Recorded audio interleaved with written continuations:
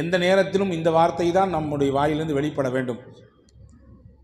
குறையாவே இருந்தாலுமே கூட, கஷ்டமே ஏதோ கொஞ்சம் இருந்தாலும் கூட, சிரமங்களும் நெருக்கடிகளும் நம்மளை சுற்றி இருந்தாலும் கூட, அல்ஹம்துலில்லாஹ் அப்படின்னு சொன்னோன்னா நிச்சயமாக அந்த வார்த்தையின் பரக்கத்தினாலே அல்லாஹ் நம்முடைய சிரமங்களையும் கஷ்டங்களுக்கும் தீர்வை தருவான். இந்த அல்ஹம்துலில்லாஹ்னு சொல்லும்பொழுது எனக்கு ஒரு கதை ஞாபகம் வருது. முல்லா நஸ்ருதீன் இருக்கிறார, வேடிக்கையான ஒரு விகடகவி. அவருக்கு ஒரு ஆசை, சந்தையில் போய் ஒரு வித்தியாசமான குதிரை வாங்கணும்னு ஆசை அவருக்கு. யாருமே ஊரில் வச்சுக்கக்கூடாது, அந்த மாதிரியான ஒரு குதிரை வாங்கணும். சுற்றி சுற்றி பார்த்தாரு, கிடைக்கல. கடைசியில் ஒரு குதிரை மாட்டுச்சு. எப்படி மாட்டுச்சு அப்படின்னா, அந்த குதிரையினுடைய ஓனர் சொன்னால், இந்த குதிரை வித்தியாசமான குதிரை. என்ன வித்தியாசமான குதிரை முதல்ல சொல்லு நீ அப்படின்னாரு. இல்லை, அல்ஹம்துலில்லாஹ்னு சொன்னால் வேகமாக ஓடும், சுப்ஹானல்லாஹ்னு சொன்னால் நிற்கும். அடேங்கப்பா, முல்லாவுக்கு ரொம்ப சந்தோஷம். ஒரு கல்ல ரெண்டு மாங்காய், தஸ்பீ சொன்ன மாதிரி ஆச்சு, குதிரையில் ஏறி உட்காந்து பயணித்த மாதிரி ஆச்சு. ரொம்ப சந்தோஷம் அப்படின்னு சொல்லி அந்த குதிரையை காசு கொடுத்து வாங்கிட்டு போகிற வழியிலே சொல்லிக்கிட்டே போனார், என் குதிரைக்கு தஸ்பீஹ்லாம் தெரியுமாக்கும், நான் சொன்னதெல்லாம் கேட்குமாக்கும் அப்படின்னு சொல்லிக்கிட்டே போனார். ஒரு குறிப்பிட்ட எல்லை வரை போனார். அதுக்கு மேலே அவரால் நடக்க முடியாது, ஏறி தான் உட்காரணும். ஏறி உட்கார்ந்தார் பாருங்க, அந்த விரிப்பு நல்ல அழகான பஞ்சு மெத்த மாதிரி இருந்துச்சு. ஏறி உட்கார்ந்த உடனே யதார்த்தமாக அவருக்கு வாயில் அல்ஹம்துலில்லாஹ்னு சத்தம் போட்டார். எடுத்துச்சு ஓட்டம். ஓட்டம்னா ஓட்டம், அப்படி ஒரு ஓட்டம். அவருக்கு சந்தோஷமாக தான் இருந்துச்சு ஆரம்பத்தில். ஆனால் வேகம் கூட கூட கூட வயிறுலாம் கலங்குது. கலங்கின வயிற்றில் எதை சொன்னால் நிற்குன்றதை மறந்துட்டான் மனுஷன். இப்போ எதையாவது ஒன்று கிடக்க ஒன்று சொல்லி இன்னும் கொஞ்சம் வேகமாக ஒரு ஸ்பீடு எடுத்துச்சுன்னா என்ன பண்ணுறது? இது போய்கிட்டே ஒரு குறிப்பிட்ட எல்லை போச்சு. ஒரு பெரிய பாலும் குழி, பெரிய ஒரு குழி. அந்த குழியை பார்க்குறாரு. இன்னைக்கு போச்சு கதை, எதையோ ஒன்று வாங்க வந்து நம்ம உயிரை விட போகிறோம் அப்படின்னு நினச்சிக்கிட்டே அங்கே பார்த்துக்கிட்டே போகிறாரு. ஒரு குழிப்பாக எம்புடு பெருசு இருக்குது குழின்னு சொல்லி எட்டி ஒரு பார்வை பார்த்தாரு பாருங்க. அது பெரிய குழி. சுப்ஹானல்லாஹ்னாரு அந்த குழியை பார்த்துட்டு. ஏதாவது ஆச்சரியமான விஷயத்தை பார்த்தா சொல்லுவோம்ல, சுப்ஹானல்லாஹ்னு சத்தம் போட்டார். டக்குன்னு சட்டன் பிரேக் போட்டுச்சு குதிரை. அப்போ புரிஞ்சுக்கிட்டாரு, ஓ சுப்ஹானல்லாஹ் சொன்னால் தான் நிற்கும் போல தெரியுது, நம்ம வேகத்தில் இதை மறந்துட்டோம். எல்லா விதத்தும் அல்லாஹ் தான் பாதுகாப்பானவன். இந்த குழியிலிருந்து நம்மளை அல்லாஹ் தான் பாதுகாத்தான். யா அல்லாஹ் உனக்கே எல்லா புகழும், அல்ஹம்துலில்லாஹ். மறுபடியும் என்ன ஆயிருக்கும் கதை? கந்தலாயிருக்கும் இல்லையா? அன்பான சகோதரர்களே, வாழ்நாள் முழுக்க நமக்கு சிரமமோ நெருக்கடியோ கஷ்டமோ அல்ஹம்துலில்லாஹ் சொல்லி பழக வேண்டும். அதுக்கு கேட்காதீங்க முல்லா மாதிரியே அல்ஹம்துலில்லாஹ் சொல்லணும் அப்படின்னு கேட்காதீங்க. அன்பு சகோதரர்களே, இன்றைக்கு ஓதிய வசனத்திலே ஒரு செய்தி. சூரா யூனுஸ் என்கின்ற அத்தியாயம் ஓதப்பட்டது. அந்த யூனுஸ் அத்தியாயத்திலே அல்லாஹ் தஆலா சொர்க்கத்திலே சொர்க்கவாதிகள் என்ன வார்த்தைகளை பயன்படுத்துவாங்க, என்ன வேர்ட்ஸ் அதிகமாக யூஸ் பண்ணுவாங்க அல்லாஹ் சொல்கிறான். இன்னைக்கு உலகத்தில் நமக்கு வாழணும்னா மூச்சு தேவை. உள்ளே இழுக்கிறோம், வெளியே விடுறோம். இதில் ஏதாவது ஒன்று தடைப்பட்டு போனாலும் வாழ்க்கை முடிஞ்சு போச்சு. அப்படிதான் சொர்க்கவாதிகளின் மூச்சு என்ன அப்படின்னா, அல்லாஹ் சொல்கிறான் தஸ்பீஹும் தஹ்மீதும். உள்ளே இழுக்கும்போது சுப்ஹானல்லாஹ் சொல்லுவாங்க, வெளியே இழுக்கும்போது அல்ஹம்துலில்லாஹ் சொல்லுவாங்க. தாவாஹும் ஃபீஹா சுப்ஹானக்கல்லாஹும்ம வ தஹிய்யத்துஹும் ஃபீஹா ஸலாம். சொர்க்கத்திலே சொர்க்கவாதிகள் அவர்களுடைய தஸ்பீஹ் என்னவாக இருக்கும்? சுப்ஹானல்லாஹ்வாக இருக்கும். அவங்க சந்திச்சு கொண்டா என்ன சொல்லுவாங்க? அஸ்ஸலாமு அலைக்கும் என்று பரிமாறிக்கொள்வார்கள். அவங்களுடைய வார்த்தையில் பெரும்பாலும் அவங்க பயன்படுத்துறது அல்ஹம்துலில்லாஹ். துவக்கம் சுப்ஹானல்லாஹ், இடையில் சலாம், முடிவிலே அல்ஹம்துலில்லாஹ்.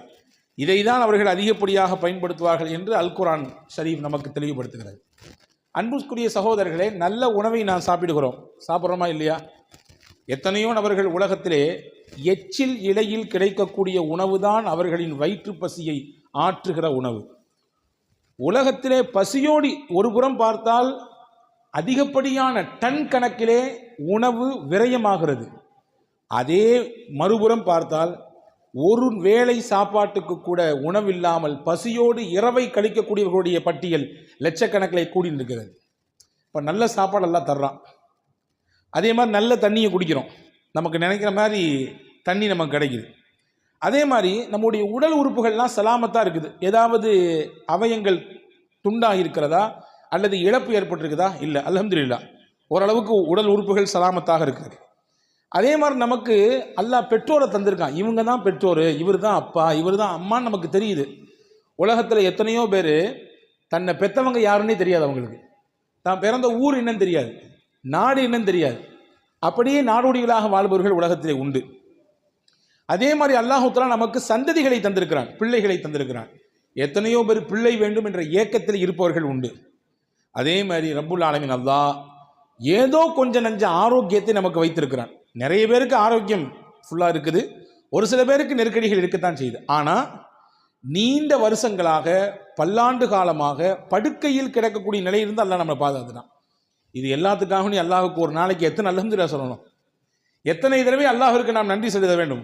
அன்பு சகோதரர்களே, நன்றி செலுத்தியவர் நிச்சயமாக ஒரு காலம் அவருக்கு குறை வராது என்று குர்ஆன் சொல்கிறது. நீங்கள் உங்களுக்கு கொடுக்கப்பட்ட அருளுக்கு நீங்கள் நன்றி செலுத்தினால் நிச்சயமாக இன்னும் மேலே அதிகமாக தருவேன் உங்களுக்கு. ஒன்றும் இல்லைங்க, சாதாரணமாக பார்ப்போம். ஒரு நண்பர் தன்னுடைய மாமனார் நல்ல விலை உயர்ந்த வாட்ச், ரேடோ வாட்ச் வாங்கி கொடுத்தார். அதை போட்டு தன்னுடைய நண்பர்கிட்ட காட்டினார். இல்லையா, மாமனாருடைய அன்பளிப்பு எவ்வளோ தெரியுமா, 2.5 லட்சம் ஆகும் அப்படின்னாரு. அதை நினச்சி சந்தோஷப்பட்டு அதை வாங்கி கொடுத்த மாமனாருக்கு ரொம்ப மனப்பூர்வமான இதயத்திலிருந்து மகிழ்ச்சியையும் நன்றியையும் தெரிவித்து கொண்டார். இது ஒரு புறம்.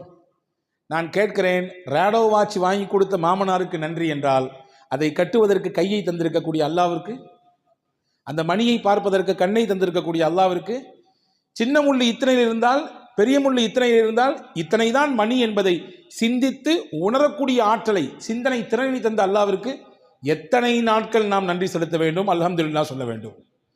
அன்பு சகோதரர்களே, 24 மணி நேரமும் உடலிலே ஒவ்வொரு நாளும் இயங்கிக் கொண்டே இருக்கிறது ஒன்று. இரத்தங்கள் சுத்திகரிப்பு செய்யப்பட்டு கொண்டே இருக்கிறது. சிறுநீரகம் அந்த வேலையை மிகச்சிறப்பாக செய்து கொண்டே இருக்கிறது. என்றாவது ஒரு நாள் அதில் ஏதாவது ஒரு சின்ன முடக்கம் ஏற்பட்டு, ஏதாவது ஒரு சின்ன கோளாறு ஏற்பட்டு, இரத்த சுத்திகரிப்பு இல்லை ஆனால் செய்தாக வேண்டும், நீங்கள் என்ன செய்யுங்க, செயற்கையாக போய் டயாலிசிஸ் பண்ணிக்கங்க என்று சொல்லும் பொழுதுதான் இத்தனை ஆண்டுகள், இத்தனை வருடங்கள் அல்லாஹ் நமக்கு எந்த காசையும் வாங்காமல் சுத்திகரித்து கொண்டே இருந்திருக்கிறானே. ஒரு நாளைக்கு டயாலிசிஸ் பண்ணிட்டு வரணும்னா குறைஞ்சது 2500 ரூபாய், கூட்டினது இன்னும் நிறைய போய்கிட்டே இருக்குது. யோசிக்கிறோம், அல்லாஹ் கணக்கிட்டு பாருங்கள், ஒரு நாளைக்கு குறைந்தபட்சம் 1000 என்று போடுங்கள், ஒரு மாதத்திற்கு எவ்வளவு ஆனது, ஒரு வருடத்திற்கு எவ்வளவு ஆகிறது. இதையெல்லாம் வாங்காமல் சீராக அல்லாஹ் நம்முடைய உடலிலே அந்த இரத்தத்தை சுத்திகரிப்பு செய்து இயக்கிக் கொண்டே இருக்கிறான். எத்தனை முறை அல்ஹம்துலில்லாஹ் சொல்ல வேண்டும். யோசித்திருக்கிறோமா என்றாவது ஒரு நாள் நாம் சாப்பிடுகிறோம், சாப்பிடுகிற உணவெல்லாம் கரைகிறது உள்ளே. எப்படி கரைகிறது? கடினமான பொருளையும் கூட கரைத்து தள்ளி விடுகிறது இல்லையா? பல்லால கூட கடிக்க முடியாது சில பொருளை, ஆனால் எப்படியோ கடிச்சு நறுக்கி முறுக்கி உள்ளே போட்டுடுறோம். ஆனால் பல்லால கூட கடிக்க முடியாத ஒரு பொருள் இந்த வயிற்றுக்குள்ளே போன பிறகு எப்படி அது கரையுது அப்படின்னா, அல்லாஹ் அதிலே ஒரு மகத்துவத்தை வைத்திருக்கிறான்.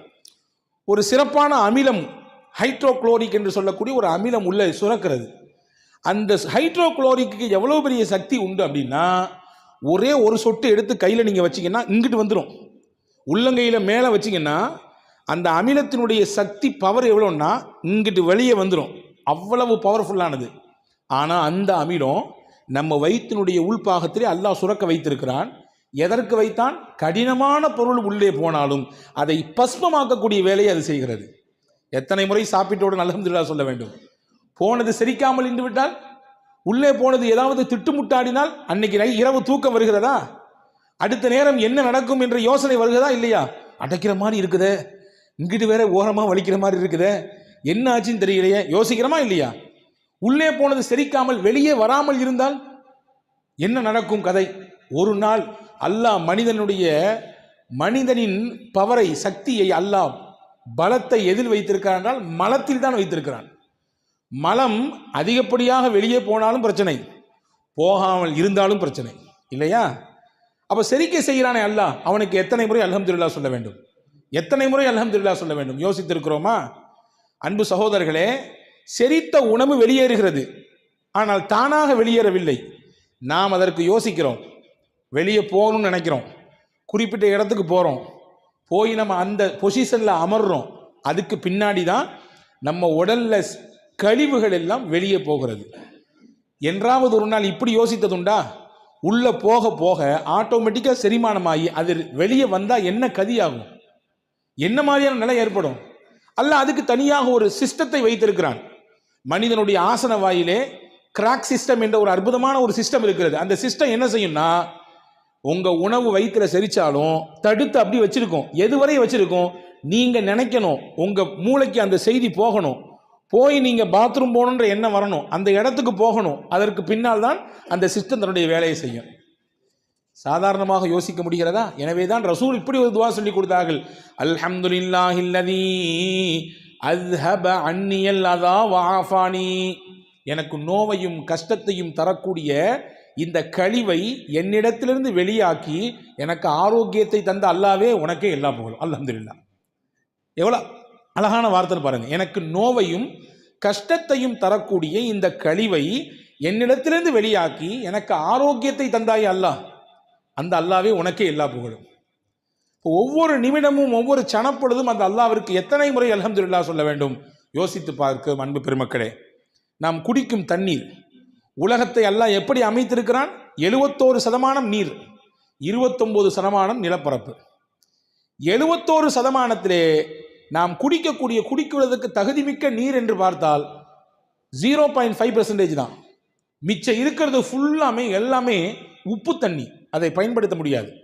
அல்லாஹ் சூரா வாக்கையால கேட்குறான். நம்மெல்லாம் ஒவ்வொரு நாளும் சூரா வாக்கையா ஓதணும் வீடுகளில், கண்டிப்பாக ஓதணும். நான் போகிற இடமெல்லாம் சொல்கிறது வாக்கையா ஓதுங்க. நிச்சயமாக எந்த வீடுகளிலே வாக்கையா சூரா ஓதப்படுதோ அந்த வீட்டுக்கு வறுமை வாசலுக்கே வராது. நாங்கள் சொல்லலாம், வீட்டுக்கு வாசலுக்கே வராது வறுமை. அல்லாஹ் அதில் கேட்கிறான், அஃபராயித்துமுல் மா அல்லதீ தஷ்ரபூன். நீங்கள் குடிக்கிறீங்களா அந்த தண்ணியை பார்க்கலையா? அன்தும் அன்ஸல்துமூஹு மினல் முஸ்னி அம் நஹ்னுல் முன்ஸினூன். மேகங்களுக்கு இடையிலிருந்து நீங்கள் அதை இறக்கி கொண்டு வருகிறீர்களா அல்லது நான் இறக்குகிறேனா? லவ் நஷாஉ ஜஅல்நாஹு உஜாஜன் ஃபலௌலா தஷ்குரூன். நாம் நினைத்தால் உங்கள் குடிக்கும் நீரையும் உப்பு நீராக மாற்ற முடியும். நீங்கள் குடிக்கும் நீரையும் உப்பு நீராக மாற்ற முடியும். எனவே நல்ல ஸ்வீட் வாட்டர் தர்றது அல்லாஹ் தானே.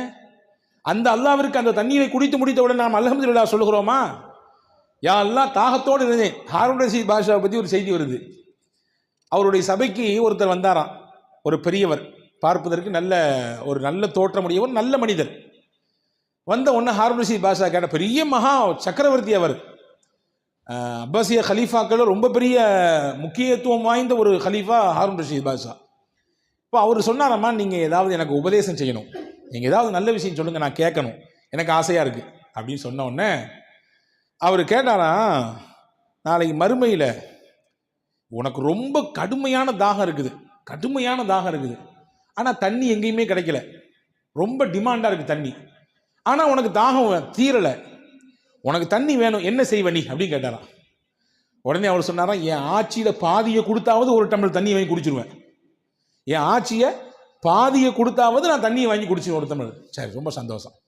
அடுத்து கேட்டாராம், குடித்த தண்ணி வெளியாகலை, உள்ள குடிச்சல அந்த தண்ணி சிறுநீர் வழியாக வெளியே போகணுமா கூடாதா? உள்ள தேவையான மினரல்ஸ் எல்லாம் உடம்புக்கு போயிட்டு எதுவெல்லாம் உடம்பிலே கெட்டதாக இருக்கிறதோ கழிவாக இருக்கிறதோ அதுவெல்லாம் சிறுநீர் வழியாக வெளியேறணும், வெளியேற மாட்டேங்குது, பெரிய கஷ்டமாக இருக்குது, அதில் என்ன செய்வேன்னு கேட்டாராம். எப்படியாவது மருத்துவர்கள் வச்சு முயற்சிப்பேன், கிடைக்கல, என்ன செய்வேன்? என் ஆட்சியில் பாதியை கொடுத்தாவது நான் என்னுடைய உள்ளே போன தண்ணியை வெளியேற்றுறதுக்கு என்ன வழி உண்டோ அதற்கான ஏற்பாடு உண்டோ செய்வேன். உடனே அந்த பெரியவர் சொன்னாராம், பார்த்துக்கப்பா, உன் மொத்த ஆட்சியும் ஒரு டம்ளர் தண்ணி இருக்கு, முடிஞ்சு போச்சு. உன் மொத்த ஆட்சி எதுக்கு தான் சமம்? ஒரு டம்ளர் தண்ணீருக்கு தான் சமம். அல்லாவை பயந்து அல்லாவுக்கு நன்றியோடு வாழ்ந்துகொள். எல்லாம் இருக்கு, என்கிட்ட கார் இருக்குது, நல்லா படிச்சிருக்கேன், நிறைய பேங்க் பேலன்ஸ் இருக்குது, அல்ஹம்துலில்லாஹ் போதுமான அளவுக்கு சொத்து இருக்குது, என்ன வேணாலும் பார்த்து அப்படின்ற மனப்பால் குடிச்சிட வேண்டாம். எல்லாமே ஒரு டம்ளர் தண்ணியில் தான் இருக்குது. எல்லாத்துக்குமே பாடம் இது, எல்லாத்துக்கும், எனக்கும் பாடம் உங்களுக்கும் பாடம். ஒரு டம்ளர் தண்ணி தான், உள்ள போகலனாலும் பிரச்சனை, போன தண்ணி வெளியே வரலனாலும் பிரச்சனை. எனவே அல்லாவை பயந்து உன்னுடைய வாழ்க்கையை அமைத்து அல்லாவுக்கு நன்றி சொல்லு என்று சொன்னார்கள் அந்த பெரியவர் என்பதாக நாம் வரலாற்றை பார்க்கிறோம். அன்பர்களே, குறைவாக என்ன கொடுத்தாலும் அல்ஹம்துலில்லாஹ், நிறைவாக இருந்தாலும் அல்ஹம்துலில்லாஹ். ஆனால் நம்மள பழக்கம் என்ன தெரியுமா? எது நமக்கு கம்மியாக கிடைச்சதோ அல்லது எது கிடைக்கலையோ அதை நினைச்சு அங்கலாய்ந்து கொண்டே இருப்போம். ஏதாவது ஒரு சின்ன பிரச்சனைனாலும் அதை பற்றி புலம்பி தள்ளுவோம். எப்படிங்க இருக்கிறீங்கன்னு யார்ட்டையாவது கேளுங்களேன். இங்கே அல்ஹம்துலில்லாஹ் நீங்கள் சிறப்பாக சொன்னீங்க, வெளியே கேட்டு பாருங்க, எங்க ஜரத், முதுகு வலி, மூட்டு வலி, அங்கே வலி, இங்கே வலி, கடையில் பிரச்சனை, வீட்டில் பிரச்சனை என்று நமக்கு எதுவெல்லாம் குறையோ அதை மட்டுமே வெளிப்படுத்துவோம். நிறையின் பக்கத்தை பார்க்கவே மாட்டோம். அன்பர்களே, எது கிடைக்கிறதோ அது குறைவானாலும் அல்ஹம்துலில்லாஹ் என்று சொன்னால் அல்லாஹ் நிறைவாக தருவான். பாருங்கள், ஒரு செய்தியோடு முடிக்கிறேன். பெருமானா ஸல்லல்லாஹு அலைஹி வஸல்லம் முஸ்னத் அஹமதில் இந்த ஹதீஸ் வருகிறது. ரசூல் ஸல்லல்லாஹு அலைஹி வஸல்லம் வீட்டோடய ஒருத்தர் போனார். ரசூல் ஸல்லல்லாஹு அலைஹி வஸல்லம் என் கையில் கொஞ்சம் பேரிச்சம்பழம் வச்சுருந்தாங்க. அதில் ஒரு பேரிச்சம்பழத்தை எடுத்து அவர் கையில் கொடுத்தாங்க. ஒரே ஒரு பேரிச்சம்பழம், இதை வாங்கிட்டு என்ன செய்கிறது அப்படின்னு திருப்பி கொடுத்துட்டார். அதை என்ன செஞ்சார்? வாங்கி கொடுத்தது நீங்களும் நானும் அல்ல, இறை தூதர் முகமது ஸல்லல்லாஹு அலைஹி வஸல்லம்.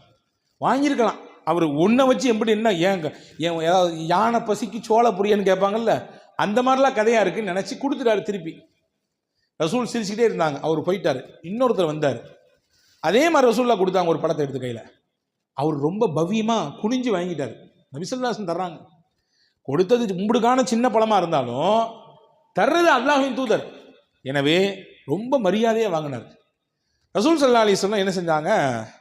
உள்ள உம்மு சலமா ரதியல்லாஹு ஒருத்தர் ஒரு பிள்ளையை அனுப்பி ஒரு 40 திர்ஹம் கையில் இருக்கு வாங்கிட்டு வாங்கினாங்க. உள்ள உம்மு சலமா அம்மாட்ட 40 தங்க காசு இருக்கு வாங்கிட்டு வாங்கினாங்க. அந்த புள்ள போய் வாங்கிட்டு வந்தார். ரசூல் ஸல்லல்லாஹு அலைஹி வஸல்லம் அந்த ஒரு பேரிச்சம்பழத்தை ரொம்ப அருமையாக வாங்கி அல்ஹம்துலில்லாஹ் சொன்னார்ல, அவர் கொடுத்தாங்க. நீ அல்ஹம்துலில்லாஹ் சொன்னதுனால அல்லாஹ் உனக்கு கொடுத்த கிஃப்ட் இதுன்னாங்க. கிடைச்சது கொஞ்சம் தான் நினைச்சு நீ அங்கலாயவில்லை, நீ வருத்தப்படல, நீ அதை நினைச்சு புலம்பல, இதை வச்சு என்னத்தை பண்றது அப்படின்னு நினைக்கல. ரசூல் கொடுத்துருக்காங்க அல்ஹம்துலில்லாஹ் என்று சொல்லி வாங்கிட்டல்ல, அல்லாஹ் உனக்கு 40 திருப்பி தர்றான்.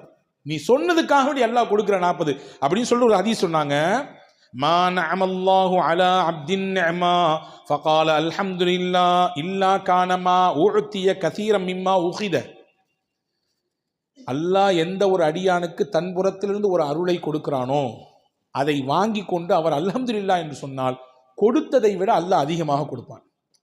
என்ன கிடைத்ததோ அதை விட அல்லாஹ் அதிகமாக கொடுப்பான். இதுதான் பழக்கம்.